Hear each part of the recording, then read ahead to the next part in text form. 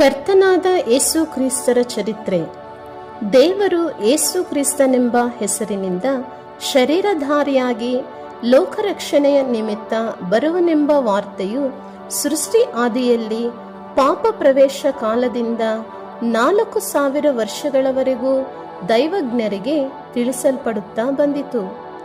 ತ್ರಿಕಾಲ ರಕ್ಷಕನಾದ ಯೇಸು ಕ್ರಿಸ್ತನು ಕನ್ನಿಕೆಯ ಗರ್ಭದಲ್ಲಿ ನಿಷ್ಕಳಂಕ ರೂಪನಾಗಿ ಜನ್ಮಿಸಿದನು. ಸತ್ಪ್ರವರ್ತನೆಗೆ ಮಾದರಿ ತೋರಿದನು. ಧರ್ಮವನ್ನು ಬೋಧಿಸಿದನು. ಎಲ್ಲರನ್ನೂ ತನ್ನ ಬಳಿಗೆ ಬಂದು ಶಾಂತಿ ಹೊಂದಿರೆಂದು ಹೇಳಿದನು. ಪಾಪಿಗಳಿಗೆ ಪಾಪ ಪರಿಹಾರವನ್ನು ಕೇಳಿಸಿದನು. ರೋಗಿಗಳನ್ನು ಮದ್ದಿಲ್ಲದೆ ಗುಣಪಡಿಸಿದನು. ಭೂತಬಾಧಿತರಿಗೆ ವಿಮುಕ್ತಿ ಉಂಟು ಮಾಡಿದನು.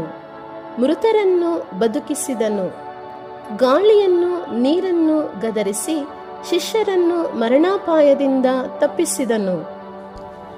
ಬೋಧನೆ ಕೇಳಲು ಬಂದ 5,000 ಜನರಿಗಿಂತ ಹೆಚ್ಚಾದ ಮಂದಿಗೆ ಅದ್ಭುತಾಹಾರವನ್ನು ಕಲ್ಪಿಸಿ ತೃಪ್ತಿಪಡಿಸಿದನು. ಶತ್ರುಗಳನ್ನು ಕ್ಷಮಿಸಿದನು. ಎಲ್ಲರೊಂದಿಗೆ ಅನ್ಯೋನ್ಯತೆಯಿಂದಿದ್ದನು. ಲೋಕದ ನಿಮಿತ್ತ ಪ್ರಾಣ ಸಮರ್ಪಣೆ ಮಾಡಲು ಬಂದನಾದ್ದರಿಂದ ವಿರೋಧಿಗಳು ಸಾಯಿಸಿದಾಗ ಸಾಯಿಸಲು ಬಿಟ್ಟನು. 3ನೆಯ ದಿನ ಬದುಕಿ ಬಂದು ಕಾಣಿಸಿದನು. ಸೈತಾನನನ್ನು, ದೆವ್ವಗಳನ್ನು, ಪಾಪಗಳನ್ನು, ಪಾಪ ಫಲಿತಗಳಾದ ಕಷ್ಟಗಳನ್ನು, ವ್ಯಾಧಿಗಳನ್ನು, ಮರಣವನ್ನು ಗೆದ್ದನು.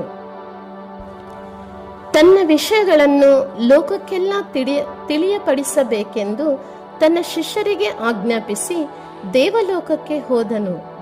ಬೇಗನೆ ಬಂದು ನಂಬಿದವರಿಗೆ ಮರಣವಿಲ್ಲದೆ ಮಾಡಿ ಮೋಕ್ಷಕ್ಕೆ ಕರೆದೊಯ್ಯುವನು. ಸಿದ್ಧಗೊಳ್ಳಿರಿ. ಅನುದಿನವೂ ಆರಾಧಿಸುವವರ ಬಳಿಯಿದ್ದು ಅವರ ವಿಶ್ವಾಸಕ್ಕೂ ಆತ್ಮಕ್ಕೂ ಪ್ರತ್ಯಕ್ಷವಾಗುತ್ತಾ ಸಮಸ್ತವಾದ ಉಪಕಾರಗಳನ್ನು ಮಾಡುತ್ತಿರುವನು. ಈತನ ವಿಷಯಗಳು ಬೈಬಲ್ನಲ್ಲಿ ಉಂಟು. ನಂಬಿ ಜೀವಿಸಿರಿ. ಜೀವಿಸುತ್ತಾ ನಂಬಿರಿ. ನಿಮಗೆ ಶುಭಗಳುಂಟಾಗಲಿ. ಆಮೇನ್.